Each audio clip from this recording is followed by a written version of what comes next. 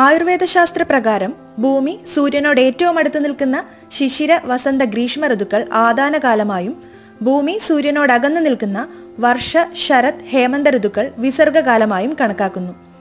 ചൂട് കൂടുതലുള്ള കാലമാണ് ഗ്രീഷ്മകാലം അഥവാ വേനൽക്കാലം. അന്തരീക്ഷത്തിലെ അതിരൂക്ഷത കാരണം വാതദോഷം വർദ്ധിക്കുകയും കഫദോഷം ക്ഷയിക്കുകയും ചെയ്യുന്നു.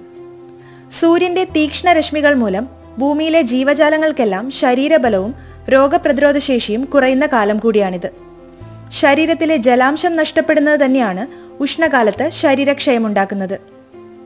ചിക്കൻ ബോക്സ് പോലുള്ള സാംക്രമിക രോഗങ്ങൾ, മൂത്രാശയ രോഗങ്ങൾ, ശരീര നിർജ്ജലീകരണം, മഞ്ഞപ്പിത്തം, അർശസ്, ചെങ്കണ്ണ്, ചർമ്മരോഗങ്ങൾ, സ്ത്രീകളിൽ അമിതമായ രക്തസ്രാവം, വെള്ളപ്പോക്ക് മുതലായ പിത്തദോഷപ്രധാനമായ രോഗങ്ങൾ വരാനുള്ള സാധ്യത ഉഷ്ണകാലത്ത് വളരെ കൂടുതലാണ്.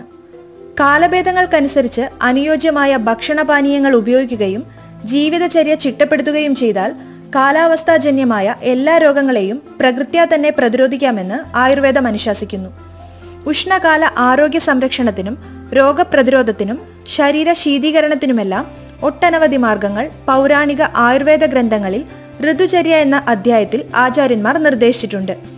ശരീരതാപത്തെ നിയന്ത്രണ വിധേയമാക്കുന്ന ഗ്രീഷ്മചര്യയിൽ പ്രതിപാദിച്ചിട്ടുള്ള ആയുർവേദ രീതികൾ അനുസരിച്ചാൽ ഈ വേനൽക്കാലം ഒരു തരത്തിലും നിങ്ങളുടെ ശരീരബലത്തെ ബാധിക്കുകയോ ഉഷ്ണജന്യ രോഗങ്ങൾ അലട്ടുകയോ ചെയ്യുകയില്ല.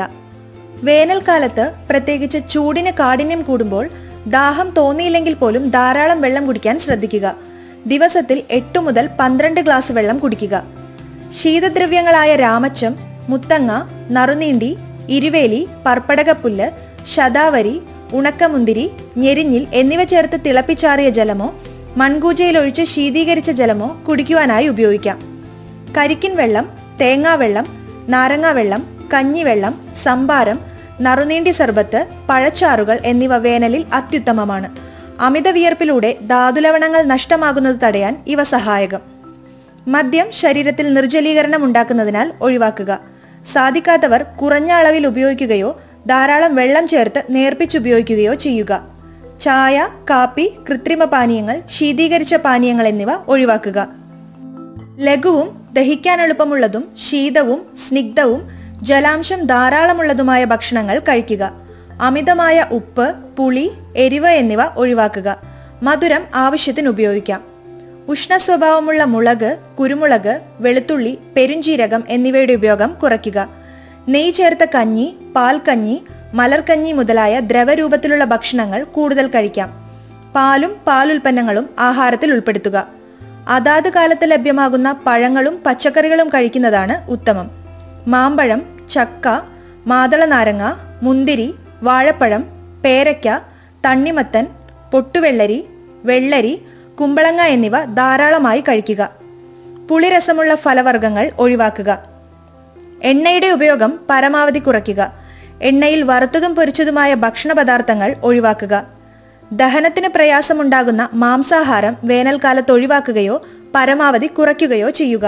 ഉഷ്ണാന്തരീക്ഷത്തിൽ നിന്നും കയറി വന്ന ഉടനെ തന്നെ ശീതീകരിച്ച അന്തരീക്ഷത്തിലേക്ക് മാറുകയോ ശീതീകരിച്ച ജലം കുടിക്കുകയോ ചെയ്യുന്നത് അനാരോഗ്യകരമാണ്.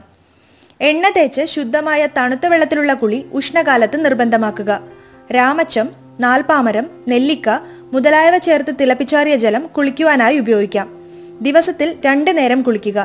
രാവിലത്തെ കുളി സൂര്യോദയത്തിന് മുൻപും വൈകുന്നേരത്തെ കുളി സൂര്യാസ്തമയത്തിന് ശേഷവും ശീലമാക്കുക. ചൂടുവെള്ളത്തിലുള്ള കുളി ഒഴിവാക്കുക.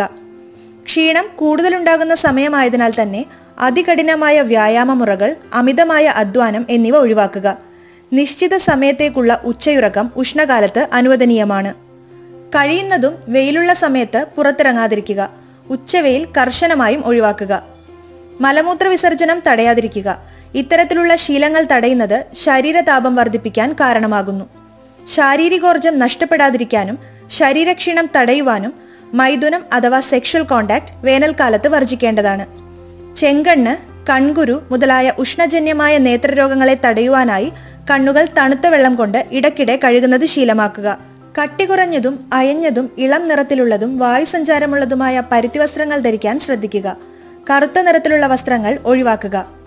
രോഗം വന്ന് ചികിത്സിക്കുന്നതിനേക്കാൾ രോഗപ്രതിരോധത്തിലും ആരോഗ്യ സംരക്ഷണത്തിലും പ്രാധാന്യം നൽകിയുള്ള ജീവിതചര്യകളിലൂടെ നമുക്ക് ആരോഗ്യം സംരക്ഷിക്കാം.